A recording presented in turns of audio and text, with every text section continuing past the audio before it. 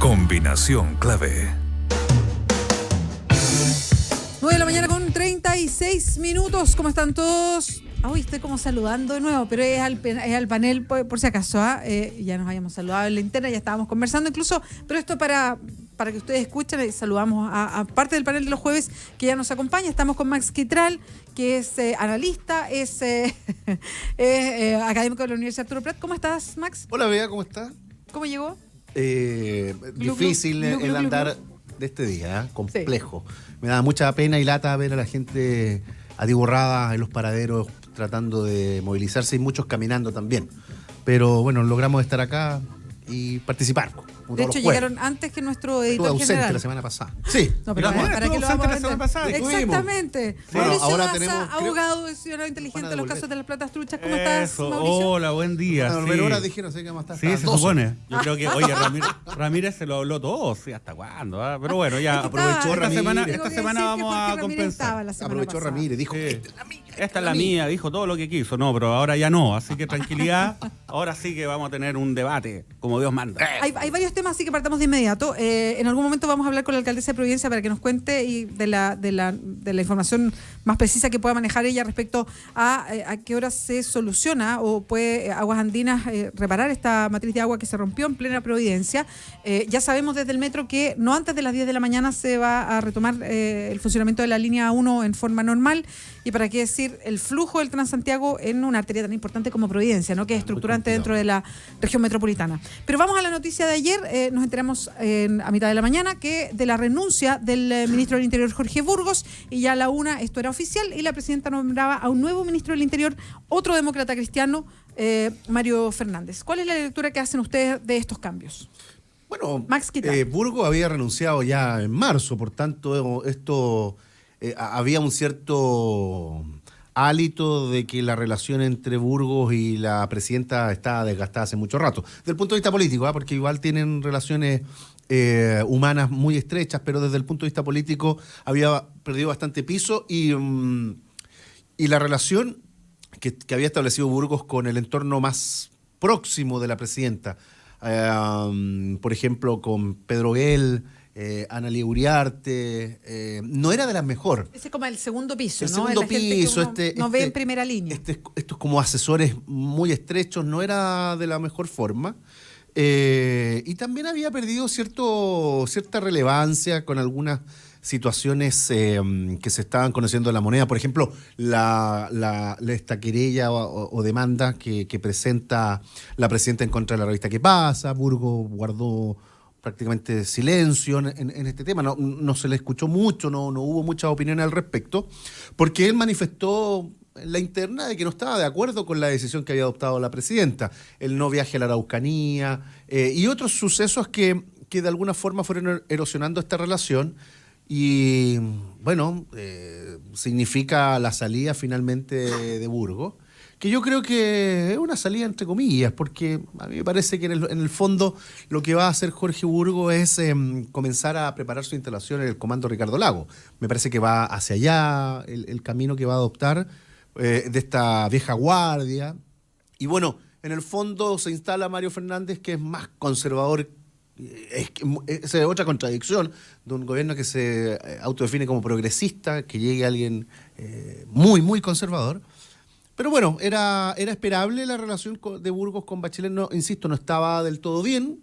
Y bueno, finalmente él daba un paso al costado y había perdido bastante fuerza también dentro de la propia nueva mayoría, que dicho sea de paso, también está solicitando cambio de gabinete. Perdón, disculpa, Max, solo para agregarlo como punto y después de cerrar contigo, pasar con Mauricio Daza, pero ¿era Jorge Burgos la persona que podía tomar las riendas del gabinete, que tenía esta relación buena con toda la nueva mayoría, que podía navegar a los problemas? A mí me da la impresión que el nombre desde el origen estaba mal instalado.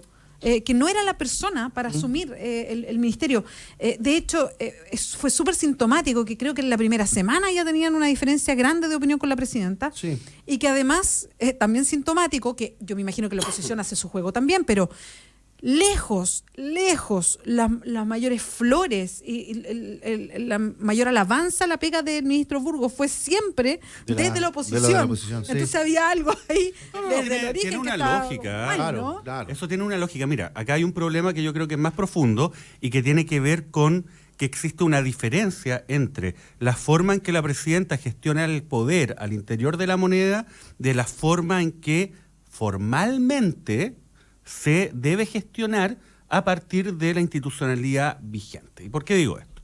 Porque básicamente dentro de nuestra estructura presidencial hay un presidente de la República, hay un gabinete, el gabinete está integrado por distintos ministros, pero hay una persona que es el primus inter pares, o sea, una persona que es más importante a pesar de tener la misma categoría formal, que es el ministro del Interior, quien lo que hace es coordinar, ¿no?, todas las labores del gabinete, el jefe de ese gabinete, ¿no? Y esa persona habitualmente una persona de confianza, por lo tanto, del jefe de Estado. Bueno, esa es la forma como se supone que esto debe administrarse. Sin embargo, en la práctica la presidenta lo concibe de otra manera. Eso es lo que por lo menos se observa. Donde los ministerios son básicamente piezas de intercambio político con la coalición gobernante. Y ella gestiona el poder de manera efectiva a través de un segundo piso, que es un grupo de asesores, que es algo que no está institucionalizado formalmente.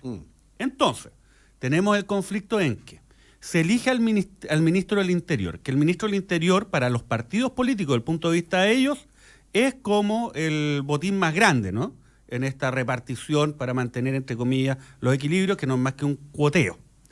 ¿Y a quién le da ese ministerio habitualmente? Le da el ministerio al sector conservador de la democracia cristiana, que es el que tensa la relación al interior de la coalición y el que constituye una amenaza de quiebre de esa coalición. Entonces, lo que hace es colocar precisamente a una persona de ese sector muy cerca, con un cargo muy importante.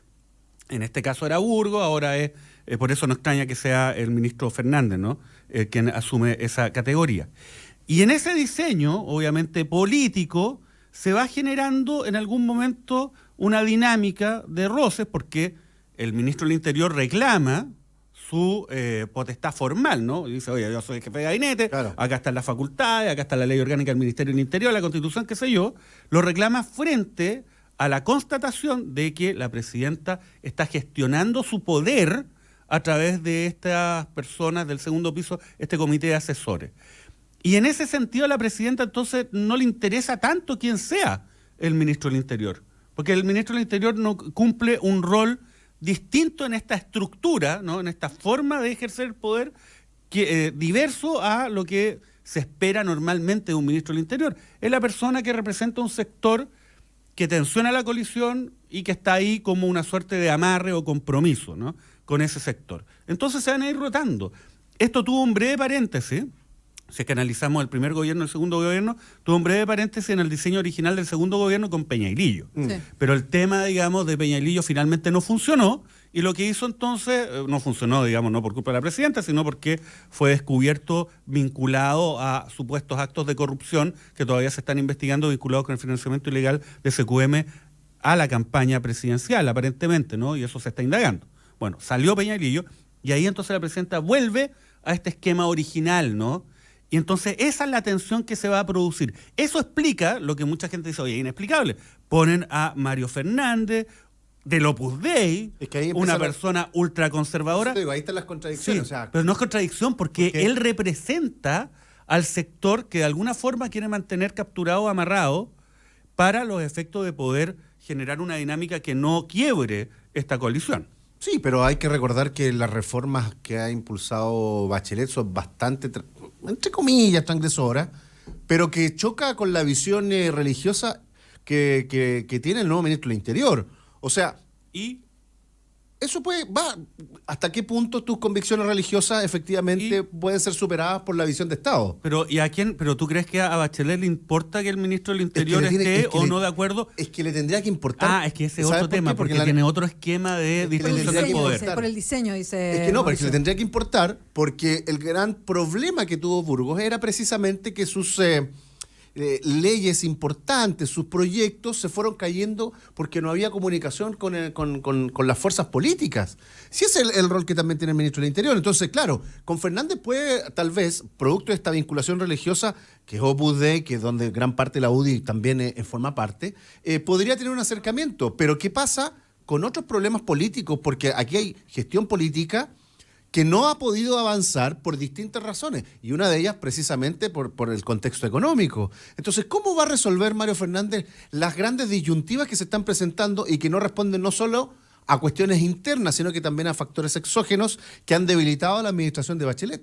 Bueno, perdón, solo para agregar, se le preguntó todo el mundo, pero cuando salió Mario Fernández del momento de haber firmado como ministro del Interior, le preguntaron de inmediato por el proyecto de aborto, porque todo el mundo sabía su historia, digamos. De hecho, él ha hecho declaraciones, uno leyendo se empieza a acordar de ciertas cosas. Claro. Yo no me acordaba para nada en la época de Lagos, cuando fue ministro, y que él mismo dio pasos al costado en ciertas discusiones, o sea, diciendo, por favor, no me metan a mí en la discusión de divorcio porque yo soy católico, no creo en el divorcio, entonces mejor que lo tome otro ministro. Y lo decía así claramente, yo prefiero no hacerme cargo de esto, y no lo rechazaba de plano, sino que decía, yo no puedo, entonces que lo haga otro ministro. Y él en algún momento había sido de la SECPRES, o sea, de la Secretaría de la Presidencia, que es el que coordina lo que pasa en la moneda con el Parlamento.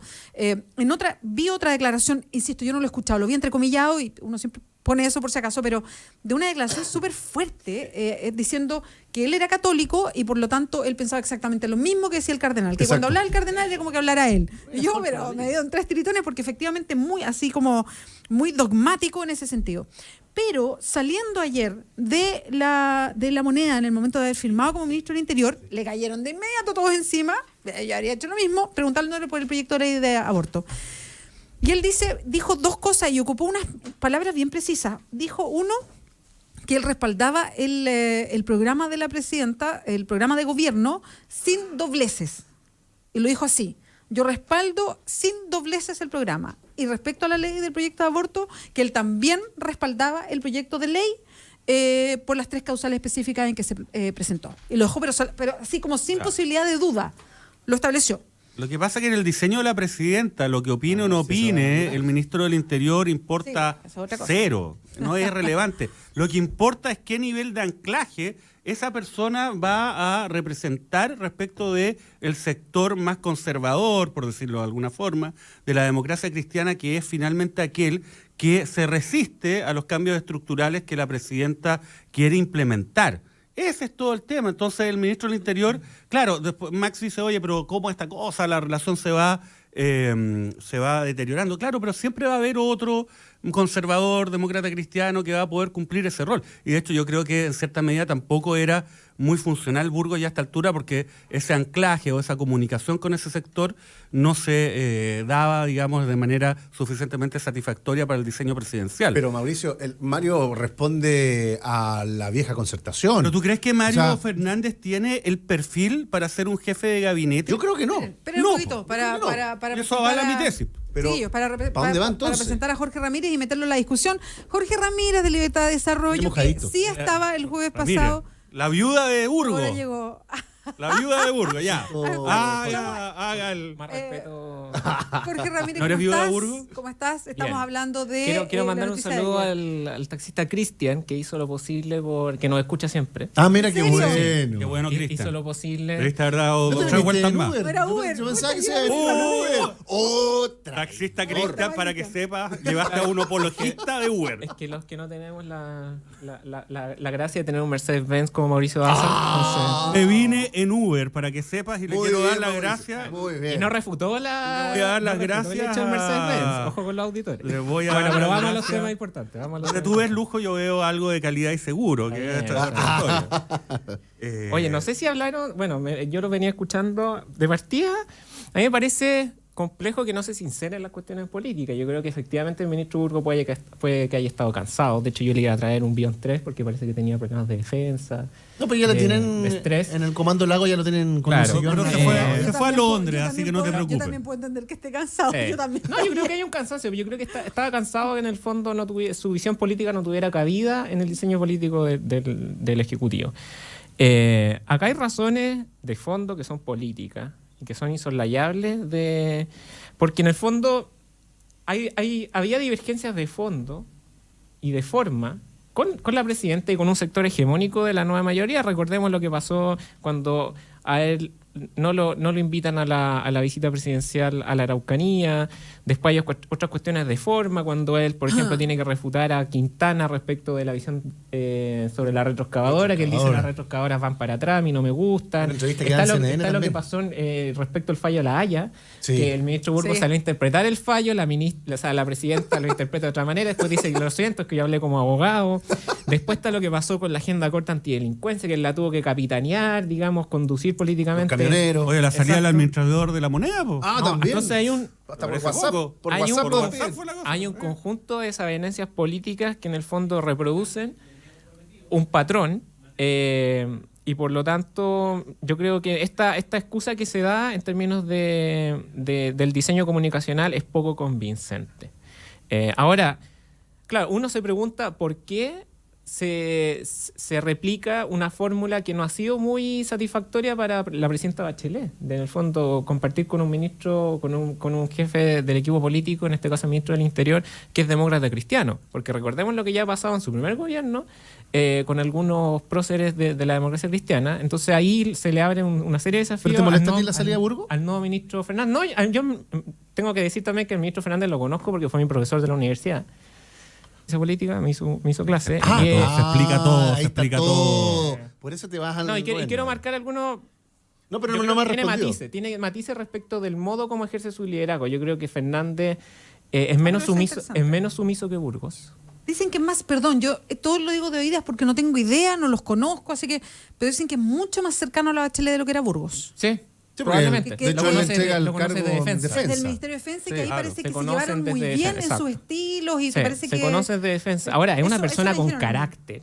Yo creo que uno de los problemas de Burgos es que no tenía carácter. Para en el fondo imponer su visión política dentro del gabinete. Yo creo que el ministro Fernández va a tener más carácter, es menos sumiso.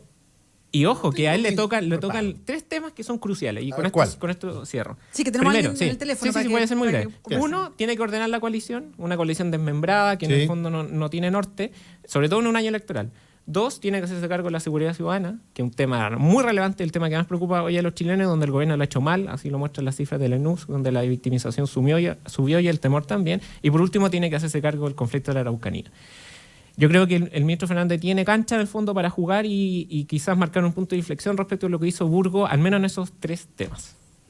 Vamos a un contacto telefónico, los invito a todos a ponerse los fonos para escucharlo. Tenemos en línea al diputado José Antonio Kast, que hizo noticia hace poquito por su salida de la UDI, pero ayer hizo noticia y fue muy comentado en redes sociales una pregunta que hacía en Twitter, haciendo una ironía respecto a la presidenta, porque como el ministro Burgos dijo que estaba muy cansado y que por razones personales también, y ese cansancio, en fin, dejaba el Ministerio del Interior, algo que recién hablaba Jorge Ramírez de la forma de elegir, la forma de ponerlo en palabras. Lo que se preguntaba José Antonio Kast en el Twitter es, ¿y cuándo se va a cansar la presidenta Bachelet? Haciendo esta ironía respecto a sí, ¿por qué no también se iba la presidenta, digamos? Diputado Kast, ¿cómo está? Muchas gracias por atendernos. Hola, muy buenos días y saludos a todos los panelistas. Muy bien. A ver, directamente usted está diciendo, presidenta, ¿por qué no renuncia? Yo creo que a estas alturas, cuando ya la presidenta dice que está afectada su autoestima por una querella que atenta contra la libertad de prensa, cuando un 21 de mayo ya no tiene casi nada que decir, cuando su ministro del Interior, el más importante de todo el gabinete, dice, mire, me cansé. Y la verdad es que una manera elegante de decir, váyanse a la punta del cerro. Si esta cuestión es inmanejable, es ingobernable.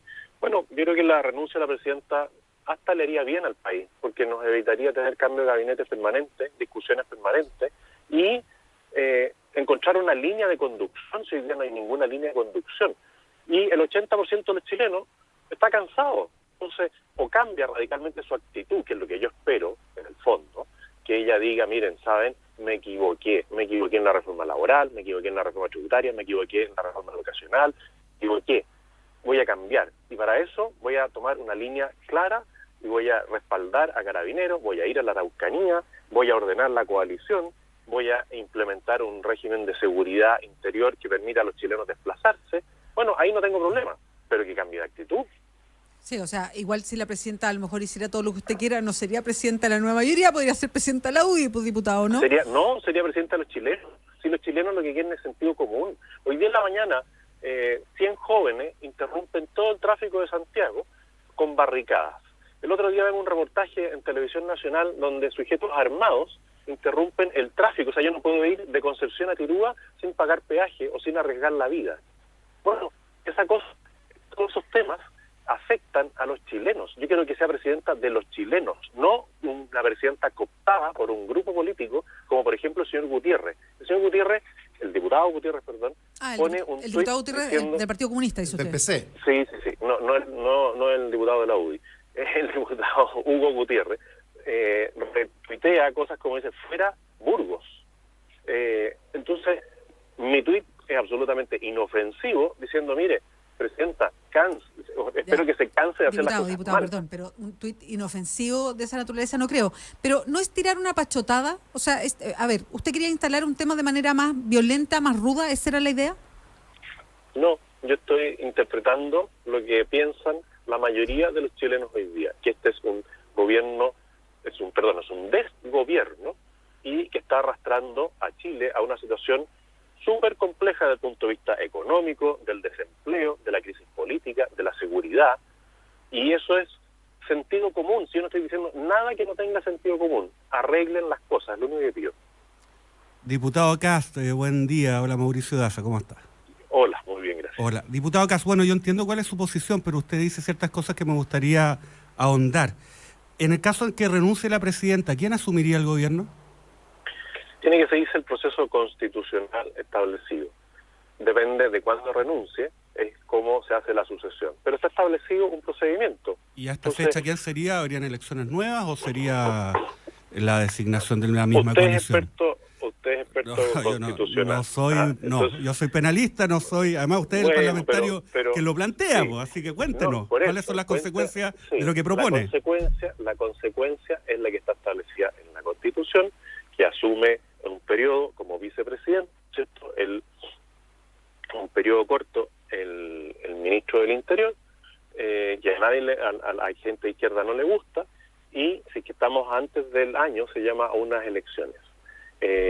Entonces, yo no veo cuál es el problema. Y si fuera el presidente del Senado, tampoco le veo problema que asuma un periodo corto sin posibilidad de reelección. Entonces, no veo cuál es el drama. O sea, sería Mario Fernández o Lagos Weber, básicamente. Sí, no tengo ningún problema, pero yo no voy pero a... no va a pasar eso, así que... No, pero es para saber las consecuencias que se plantean. Me parece bien, no estoy criticando su planteamiento. Quiero entender el sentido de alcance del mismo, nada más. No encuentro ninguna gravedad en que uno aplique los procedimientos constitucionales. Encuentro mucho más grave lo que está ocurriendo hoy día en el país. Y eso tiene un cambio que no tiene que pasar por eso. Puede pasar solamente por la voluntad de la presidenta. Pero, diputado, ¿usted piensa que Mario Fernández o Lagos Weber lo haría mejor que Bachelet, básicamente? Si es que ella no cambia de forma de actuar, si no cambia esta cosa de los instintos o de las intuiciones, claramente lo harían mejor. Si la querella, pongamos en el caso de la querella, tú eres penalista. ¿A ti te parece le parece razonable que la presidenta tenga 3 años de cárcel, 3 años de cárcel para 2 periodistas que copian lo que dice un proceso judicial y que eso le afecta a su autoestima? No es razonable. Eso debería haber llevado a todas las personas, a todos los periodistas, a manifestarse delante de la moneda y decirle basta. Yo creo, diputado, yo le hago un paréntesis. Yo lo he dicho en columna de que esta es un atentado en contra de la libertad de expresión que es absurdo y que no se condice con los compromisos que ha adoptado Chile en tratados internacionales vigentes en Chile. De hecho, la norma en que se funda la querella de la presidenta está siendo impugnada hoy día en la Comisión Interamericana de Derechos Humanos. Claro. Pero eso no tiene nada que ver con el tema de la renuncia. Y lo último... Sí, quería preguntarle a usted, de verdad, independiente de la crítica que usted hace, que tiene sentido en la posición política que tiene, ¿usted de verdad siente que corre en peligro concreto su vida cuando anda por la calle? ¿Ha recibido algún atentado o alguna amenaza concreta cuando usted camina por su distrito? A ver, el otro día tuve una funa, que es una muestra máxima de intolerancia. No pasó a mayores quizás porque habían unos gendarmes que alcanzaron a evitar que fuera golpeado, escupido, me alcanzaron solo a romper la chaqueta. Si yo fuera hoy día en la mañana por delante de una de las brigadas ¿tú crees que mi vida estaría tranquila? Si yo fuera a Tirúa, así manejando mi auto, y me encuentro con personajes armados, encapuchados, ¿tú crees que mi vida no correría peligro? Pregúntale al señor Lara, que murió, ya no le puedes preguntar, pero el señor Lara, que murió cumpliendo un trabajo. Esa persona, ¿qué pasó con él? Murió fruto de unos encapuchados. Yo al menos creo que encapuchados no deberían existir en Chile.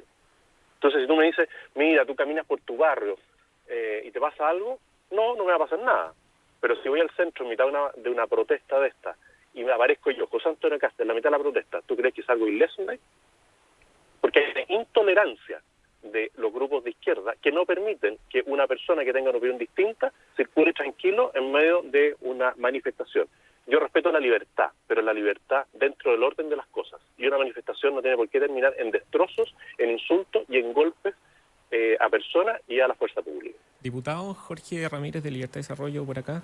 Buenos días. Yo, al igual que usted, soy crítico del gobierno, pero dado por el mismo hecho que soy crítico del gobierno, yo creo que es bueno que al ministro Fernández le vaya bien. Y en ese sentido yo creo que hay que poner los esfuerzos en eso antes de por ejemplo, esbozar hipótesis un tanto arriesgadas que podrían incluso agudizar problemas, como podría ser el caso de una renuncia. Ya hemos visto lo que pasó en Brasil, y nunca es bueno que renuncien los presidentes desde el punto de vista de la estabilidad democrática. Pero volviendo al tema de fondo. Por ejemplo, si usted tuviera que recomendarle algo al ministro Fernández en términos de todos los problemas que usted ha descrito, de orden público, de seguridad ciudadana, ¿qué le recomendaría?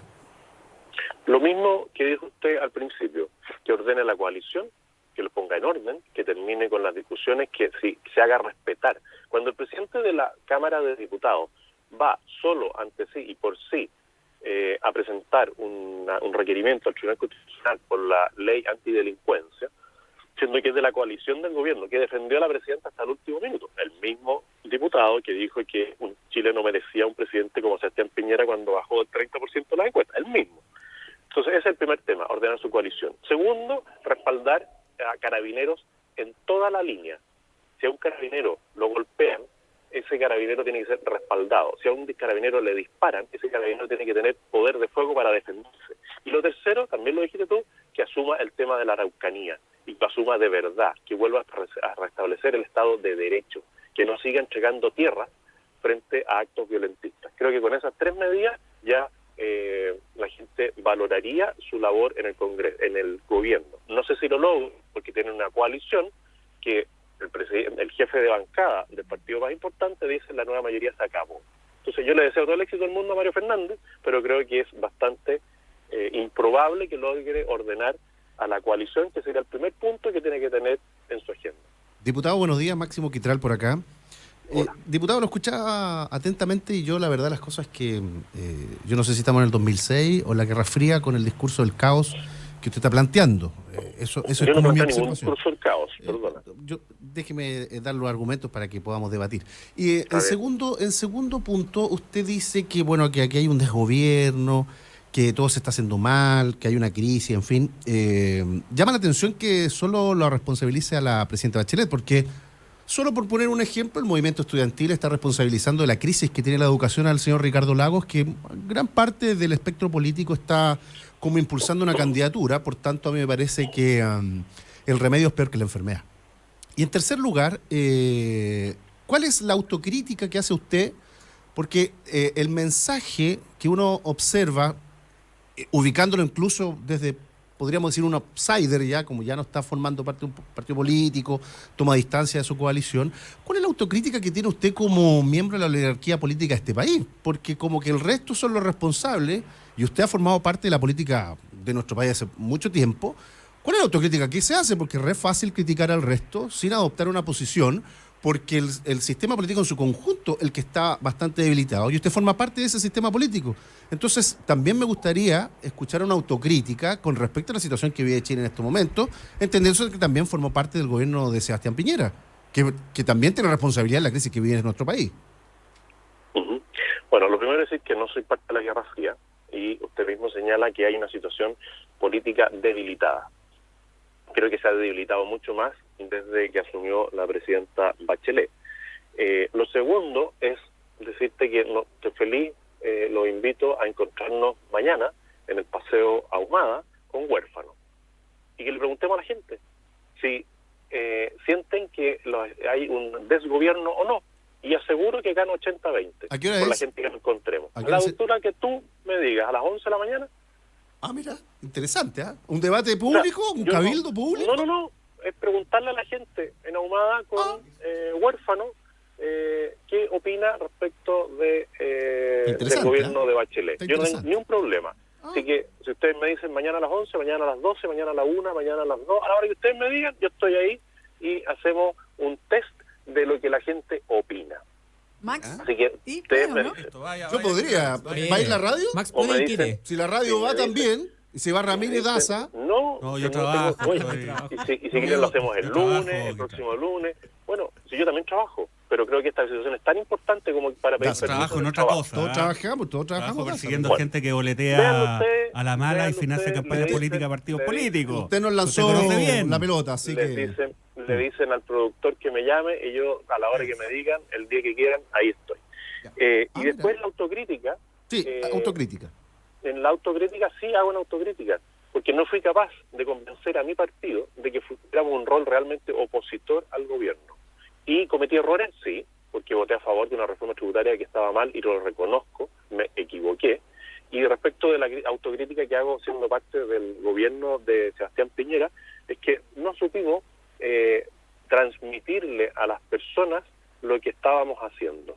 Y reconozco que debería haber sido incluso más exigente en las reuniones que tuve con el presidente, porque planteé muchas cosas y no tuve la acogida que debería haber tenido un planteamiento que era razonable. Entonces, la autocrítica es, sí, no hicimos las cosas bien desde el punto de vista político, y eso es evidente, porque entramos con una cantidad de diputados al gobierno y salimos con menos, entramos con una cantidad de alcaldes y salimos con menos alcaldes. Claramente, políticamente no tuvimos un buen resultado, y actualmente, dentro de lo que fue mi partido, creo que deberíamos haber tenido un rol claramente opositor y no condescendiente con un mal gobierno.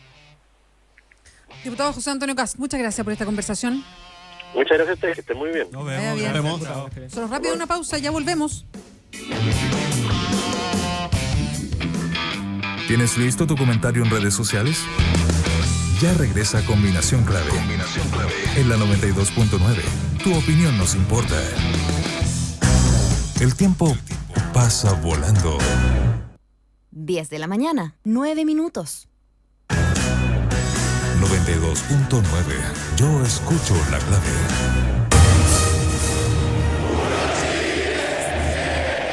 Cuando juega Chile, todos somos Gary. Por eso, aprovecha las ofertas con Chispeza en Santa Isabel. Bebidas variedades 3 litros a 1,490 pesos cada una. Cerveza Escudo Lata a 1,990 pesos cada pack. ¡Sachaí! ¡Sí! Si tú eres de las que se preocupa de dar lo mejor a tu familia, la que da su receta por Facebook, la que da sin esperar nada a cambio, la que da ideas para el fin de semana, la que da consejos por WhatsApp, la que da orden y malcría, la que da permiso, la que da su hombro, la que da amor...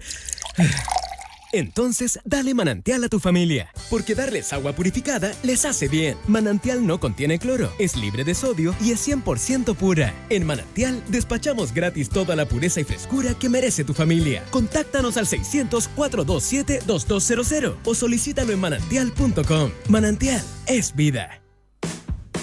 En el corazón de Providencia y a pasos del metro, Hotel Nogales and Convention Center. Un servicio de primer nivel con estacionamiento, Wi-Fi y desayuno incluido. En Hotel Nogales ponemos a su disposición nuestro centro de eventos con salones con capacidad hasta 400 personas. Reserve su estadía en hotelnogales.cl o a nuestro teléfono 223-356958. Hotelnogales.cl. Lo hacemos simple para usted. Casa Mía es más que una residencia de adultos mayores, es un lugar para vivir plenamente la vida. Departamentos de 3 tamaños con enfermera y médico residente, plena independencia para vivir los años dorados, actividades semanales como taller de pintura, coro y bingos. Contáctenos, Casa Mía, Normandía 1882 Providencia, o a nuestra web residenciacasamia.cl. Cuando voy al gimnasio o salgo a trotar, preparo mi caramayola con un solo sobre de Spring, el verdadero jugo con sabor y aroma a fruta. Spring te mantiene hidratado, listo para entrenar, competir o simplemente para compartir un exquisito jugo en familia. Spring, como recién exprimido. Teatro Caupolicán presenta el concierto inolvidable, La Nueva Ola. Cecilia, Marisa, Luz Eliana, Luis Dimas, Blue Esplendor y desde Argentina, el gran Jaco Monti. 26 de junio, 18 horas. Entradas por sistema Ticketek, Falabella y sin cargo por servicio en tienda K-Music y en boleterías del teatro. Un concierto imperdible. Primarias 2016. Entre el 20 de mayo y el 16 de junio, los candidatos y candidatas de las elecciones primarias desplegarán propaganda electoral en medios de comunicación y vía pública. Infórmate para votar. Para saber si en tu comuna habrá primarias, entra a cervel.cl o encuéntranos en redes sociales. Cervel, elige el país que quieres. Atento. Ya está de vuelta tu programa de actualidad y debate más entretenido. Tu opinión nos importa, así es que toma tu lugar en el panel, en @Radio La Clave y comenta. Es tu combinación clave. 10 de la mañana con 12 minutos, sigues en Combinación Clave y vamos de vuelta rápidamente al panel porque nos quedan varias cosas pendientes para irlas cerrando e ir abordando otras. Una de ellas tiene que ver con, cerremos lo que estábamos conversando con el diputado José Antonio Kast, que provocó harto debate y ya vamos a estar leyendo lo que ustedes nos escriben a las redes. El diputado Kast diciendo por qué sería tan bueno para Chile que renunciara a la presidenta Bachelet. A ver, yo lo interpreto como una pachotada y que tiene que ver con que el diputado quiere posicionarse en la buena o en la mala, quiere estar en la palestra, hoy día que no tiene partido porque tiene ganas de juntar las firmas para presentarse como candidato presidencial. Entonces una forma rápida de estar presente, de que no se le olvide a las personas, una estrategia. Interesante, Ramírez, que hay que hacer la salvedad, que defendió la democracia, me parece muy bien. Jorge, porque podría pensar la gente que hay sintonía y no, ya a Jorge le pareció un poco extraña la propuesta en este caso, porque estaríamos abriendo la posibilidad a que a todos los presidentes se les pida la renuncia y tengamos un sistema de gobierno inestable. Hay que hacer las cosas como son. Pero hay una cuestión más de fondo que dice relación con las lógicas y los incentivos que están dados hoy en día para, en el fondo, siempre abandonar la lógica centrípeta, es decir, buscar el centro, tender puentes, el diálogo, el consenso, y hoy día están todos los incentivos hacia la lógica centrífuga, es decir, buscar los extremos, y uno lo ve de lado y lado. O sea, hoy día eso tiene mucho que ver con el cambio del sistema electoral, como hoy día en el fondo la lógica del binominal se rompe, hay mucho más incentivo para ir por fuera de los partidos, para las aventuras personales, y para tener discursos un poco más maximalistas, que claro, pueden ser una oportunidad desde el punto de vista de la política electoralista, pero pueden ser delicados desde el punto de vista de la institucionalidad democrática del sistema de partidos. Coincido plenamente con eso. Hay un tema un nuevo neopopulismo de derecha, que básicamente lo que hace es plantear estas soluciones fáciles y además no reconocer algo que es bastante... No solo derecha, ojo, por ejemplo... No, yo veía, en este caso, hay mucho populismo también de izquierda. Ayer yo veía, por ejemplo, el presidente de la FEUC, que tuiteó que bueno que renuncia a Burgo, una persona que violó los derechos humanos, que el responsable y con un nivel de epíteto de descalificaciones realmente asombroso. Entonces yo creo que, más allá de las trincheras políticas desde la cual uno se posiciona, yo creo que es bueno advertir respecto del nivel de crispación, de polarización que hay, que nunca es bueno. Oye, además, uno puede criticar al ministro Burgo, yo creo que fue un mal ministro, pero de ahí a insultarlo no tiene, digamos, ningún sentido.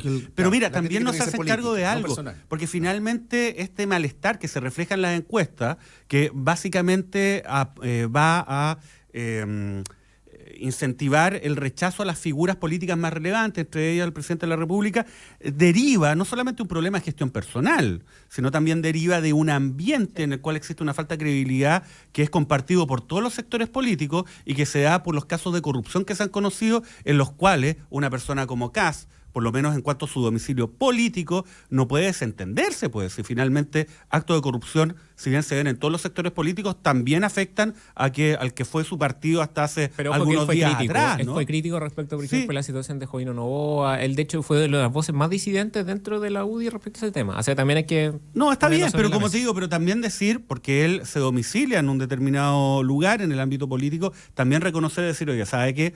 Esta crispación, este ánimo, deriva de hechos de corrupción en los cuales también la clase política no ha reaccionado, a mi juicio, de manera contundente y asertiva para los efectos de poder aminorar el problema. Todo lo contrario, lo han hecho en términos de agravarlo. Sí, bueno, la verdad, yo coincido con todo lo que está diciendo, pero me parece que está hiperventilado Casa. Yo creo que está buscando cámara y esos tweets. Pero no sé si, perdona Max, no sé si hiperventilado o súper calculado. O sea, yo creo que no hay hiperventilación acá, esto está bien calculado a lo que va.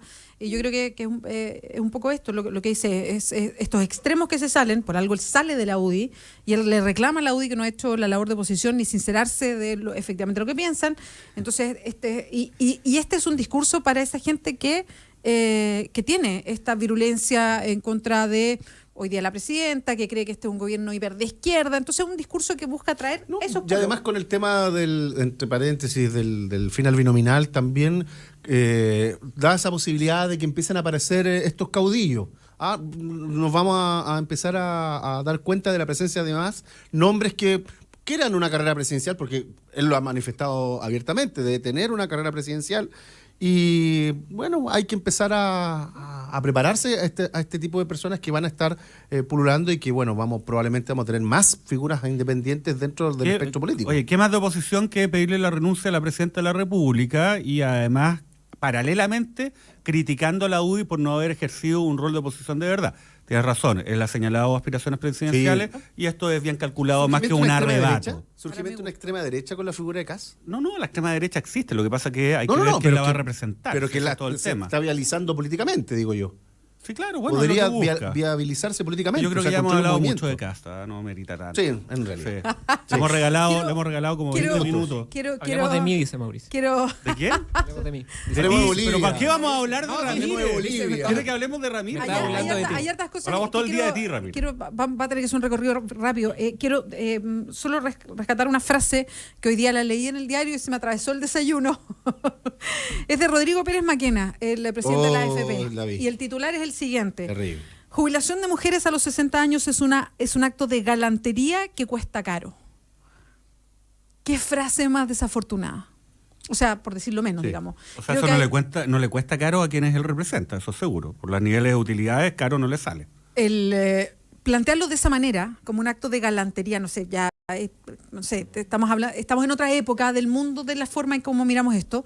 Pero lo que me parece más grave, más que el tema de hablar de galantería, porque se trata de mujeres y ya uno inmediatamente lo mira como con distancia, a mí me parece que plantearlo de esa manera o elegir una frase como esta dentro de una conversación, porque aquí está, hay algo elegido para ponerlo de título, sí.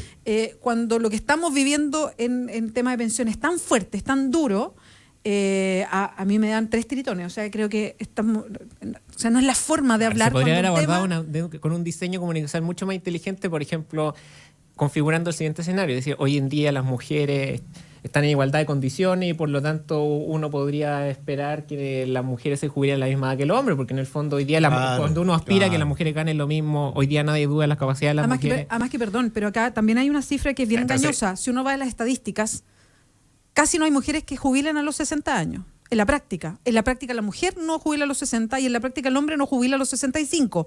Básicamente porque su pensión es tan pequeña y como en Chile no es obligatorio, a no ser que en algunas pegas es obligatorio, pero en general no es obligatorio que tú cumples la edad y te tienes que jubilar, la gente sigue trabajando porque no puede mantenerse con la jubilación.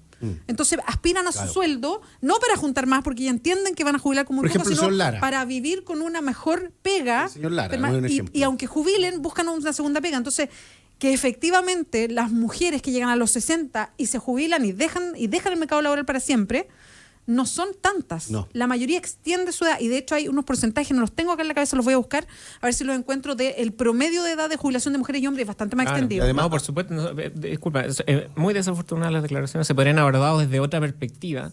Pero yo creo que, ¿cuál es el tema de fondo? Está diciendo que tenemos un problema más o menos estructural con el tema de las pensiones y es un tema muy complejo porque la solución alternativa es peor. O sea, el remedio puede ser peor que la enfermedad, que ir, por ejemplo, a los sistemas de reparto que están quebrados en la mayoría de los países del mundo.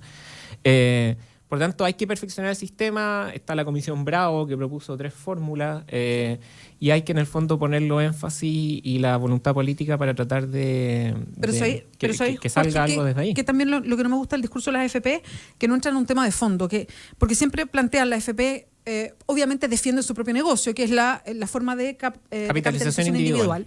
Entonces hablan de aumentar la edad de la jubilación, de que se ponga más plata adentro del sistema para que la jubilación se abulte, pero la verdad es que yo creo que aunque trabajáramos hasta los 150 años, y aunque se pusiera un poquito más de plata con los sueldos tan bajos de los chilenos y con el trabajo tan irregular que existe en Chile, que ese es el problema de fondo de un sistema de capitalización individual.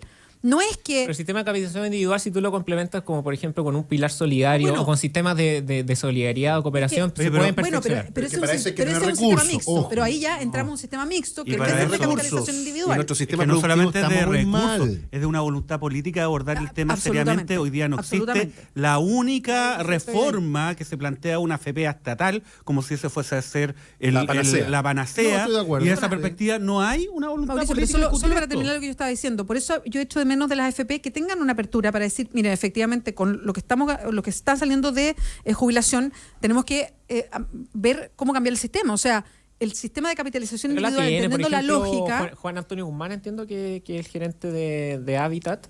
Ha declarado en múltiples ocasiones que él está abierto, digamos, a... Pero lo que pasa... No. Yo nunca he escuchado a Rodrigo Pérez las Maquena declaraciones malas, las declaraciones desafortunadas. Ahora hay que hacerse cargo del tema de fondo que él plantea, que lo plantea de una manera equivocada en el fondo, pero...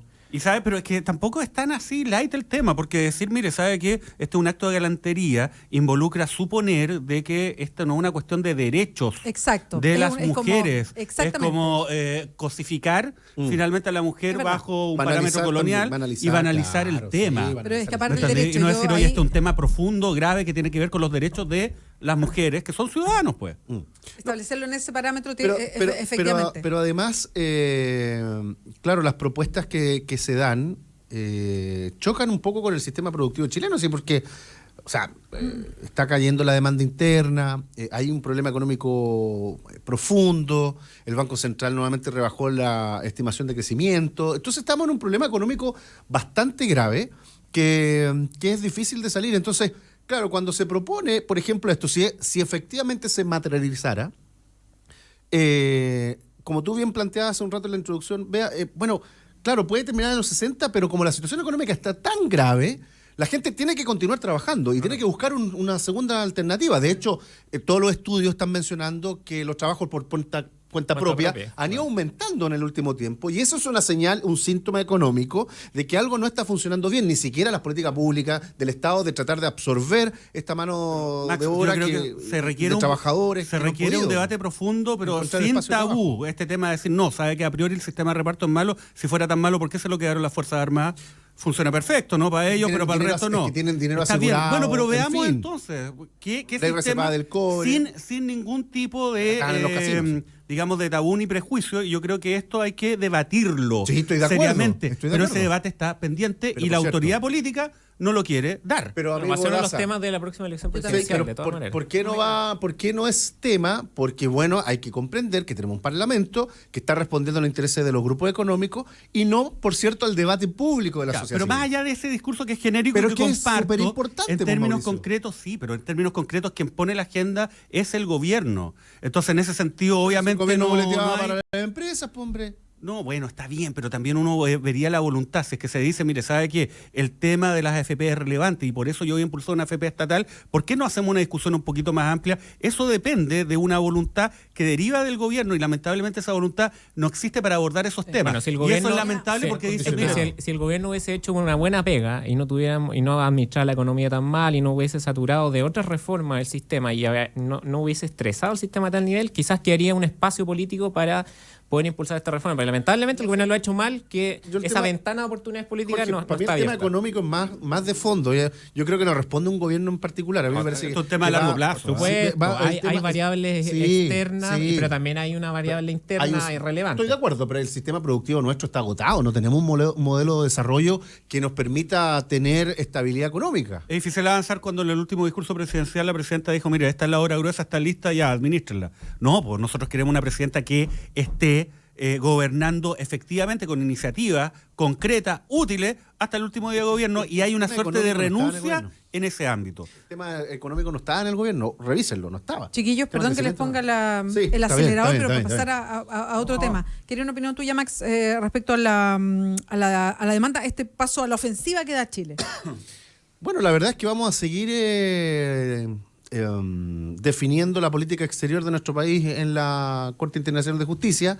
Un hecho con lamentable. Bolivia de todas maneras. O sea, claro, porque aquí se te abre, porque no está cerrado el capítulo de acceso al mar con soberanía, que es lo que está solicitando Bolivia, mejor dicho, impulsar la negociación. No está cerrado eso, y se abre una nueva arista en términos internacionales. Ahora, perdón, ¿le quedaba alternativa a Chile si ya Evo Morales había dicho que estaba planificando una demanda? Es que yo creo que lo que hizo Bolivia era adelantarse o colocar un escenario para forzar una conversación efectivamente con el canciller, que no tiene ninguna intención de hacerlo.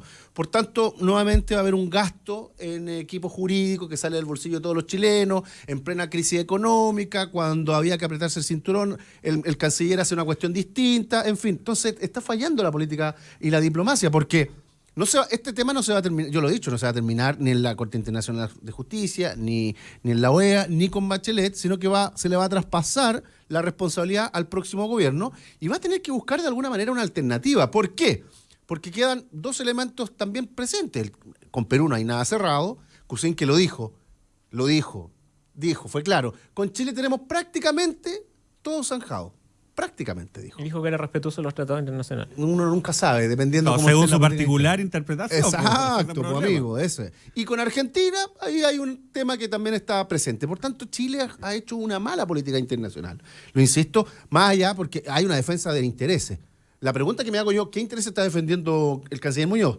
¿Si los intereses del pueblo chileno o los intereses del señor Luxich, que tiene elementos presentes con el río Silala? Sería una buena pregunta que pudiese responder abiertamente el canciller en los medios que él tiene la posibilidad de hacer. Esa es mi consulta, mi interrogante. Pero hay que reconocer también que por primera vez en mucho tiempo hemos pasado a la ofensiva. Siempre estábamos a la defensiva. ¿Y cuál es la gracia que Chile demande? Si que estás defendiendo los intereses del pueblo de Chile, sí. Impone los términos si estás defendiendo de la intereses de terceros. Oye, esa línea argumentativa elaborada en algún pasillo de la Cancillería en La Paz es débil finalmente. Eso es decir, no, sabe que finalmente acá tenemos que distinguir entre el pueblo de Chile y los gobernantes, tenemos que distinguir entre el interés del capital chileno que tiene amarrado el pueblo de Chile y los intereses reales de nuestro país hermano. Oye, a ver, distingamos. Una cosa tiene que ver con cuáles son los derechos que el Estado de Chile tiene respecto a un cauce que nosotros sostenemos que es un río internacional.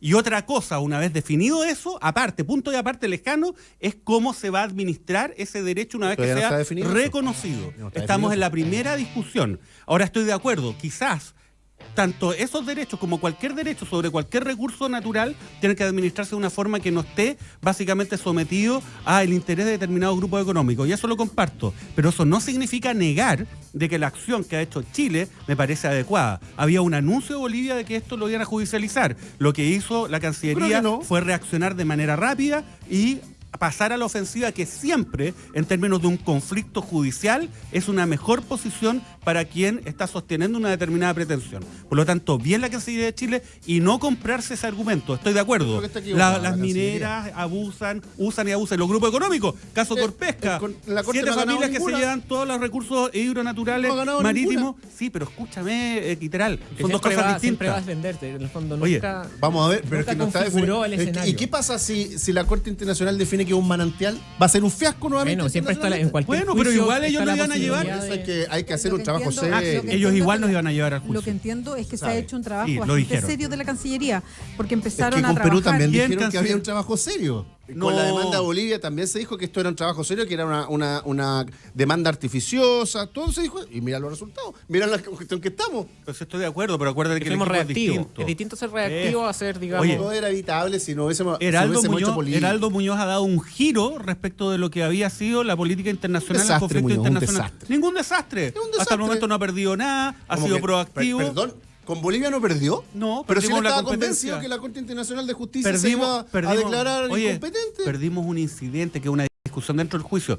El fallo final, el conflicto de fondo está pendiente de resolución. Y me parece bien lo que ha hecho Pero Arnaldo si Muñoz. Chile quería terminar el juicio en ese momento, pues Mauricio lo perdió. Pero oye, digamos las cosas, con Perú perdimos. Digámoslo una cosa, al final uno puede, oye, Mauricio me uno, sorprende. No, cuando uno Bolivia tiene no un se perdió el juicio. fondo. Oye, perdóname, La primera el parte fondo Chile quería terminar ahí, pero eso no fue el fondo. Pero perdió. ¿Perdió o que hay un incidente? Y siguen los argumentos Oye, de Bolivia. los abogados que me escuchan, yo incluso he perdido muchos incidentes durante el juicio, pero al final, el fallo final, si uno gana, es un triunfo. Y eso es lo que tiene que ver Chile. El fallo final está pendiente. Sea, lo de Perú es un triunfo. Fue lo de Perú fue una derrota. Fue una derrota que no es... ¿Para Chile? Para Chile. Ah, perfecto, y esa derrota... Es una derrota política, no una derrota... No, fue una derrota jurídica. No, sí, fue una derrota jurídica. De todo ámbito. Salimos con menos Mira lo que está territorio pasando. del Sí, que entramos en el juicio. Claro. Pero Heraldo Muñoz no es responsable de eso. Heraldo Muñoz no es responsable. Pero Max, en todo caso, yo soy súper crítica a la forma en que se ha planteado la Cancillería habitualmente en estos temas internacionales. Sí. Creo que siempre vamos de atrás. Pero independiente de la crítica que uno haga, hoy día lo que queda claro con la presentación de Chile, y que a mí me parece que hay una actitud ahí, es que Bolivia y también Chile, pero es culpa de los dos, no solamente de Chile. Estoy de acuerdo. No hay posibilidad de diálogo, no existe ni una. Por parte de Evo Morales y por parte de nosotros. Entonces la alternativa que nos queda es o esperábamos la demanda que seguramente iba a llegar por el Silala o tomábamos la delantera, y me parece que hay una buena estrategia ahí. ¿Sabe lo que pasa? Ahora, la capacidad de independiente que uno es que pueda criticar otras, hay un elemento ahí. otras formas de la Cancillería. ¿Por qué digo yo que puede ser un error? Porque en el 2009 Chile se compromete a pagar una compensación económica por el río Silala. Y ese antecedente, al canciller se le olvida, a la señora Jimena Fuentes se le olvida, se hace la loca, no explica. Entonces, ¿por qué Chile se compromete a pagarle a Bolivia el tema del río Silala? Porque era un acuerdo, paguemos, pero que no se desconozcan los derechos que tiene ¿Por qué Chile en el 2006 en la ese gente de los 13 curso de puntos agua. lo incorpora? Bueno, Oye, una Parece cosa es que pagar... hay que evitar llegar al Tribunal Internacional. Pero como Oye, si insisten literal. y vamos a perder nuevamente... Bolivia no estaba pidiendo plata, estaba pidiendo que se le negara derechos sobre el curso Se internacional nos fue del el río tiempo. Silala a Chile. Ese es todo el tema. Oye, y además es fácil llegar y decir, oiga, ¿sabe qué? ¿Por qué no llegamos a un acuerdo cuando ese acuerdo involucra no respetar los términos de un tratado internacional expresamente firmado por Chile y por Bolivia y entregarles territorio soberano que le corresponde al Estado de Chile? Claro que no puede haber diálogo, pues. Porque es vulnerar un acuerdo que ya existe. Pero pueden entregar los dos. Chiquillos, se nos acabó el tiempo. Se pasó muy rápido. No, muy entretenido. pero por favor. Muchas gracias por acompañarnos como todos los jueves. Soy Antonio Cano, que Antonio, una auditora me dijo que era su día favorito. el día. ¿En serio? Bien. Pero sin duda. Hay varios que dicen. ¿ah? Bueno, casi nos ha hecho perder un poco el día, pero bueno, pero igual creo que podemos, Jorge Ramírez, lo superamos, Max lo Quitral, superamos. Muchas gracias Nos por vemos acompañarnos. a la Nos próxima vamos a encontrar la semana. próxima Saludos acá. semana. Está avanzando Gracias el por la libro, así entrevista, que el Paula. ligerito se lo va a hacer llegar porque usted lo va a presentar. ¿Cómo Así se llama lo el libro? esperamos, Mar así para lo Bolivia. esperamos. Para Bolivia. Ahora. Integración y democracia. Mar para Cosa que Bolivia le- ahora y sin le hace condiciones. falta. 33, a pausa, los políticos. volvemos. Integración y democracia. Saluda, Evo, ¿qué tal? Twitter, Facebook, WhatsApp. Es importante decir lo que piensas y aquí tu opinión es clave. Al regreso, @la Bea Sánchez. Lee tus comentarios en Combinación Clave 92.9.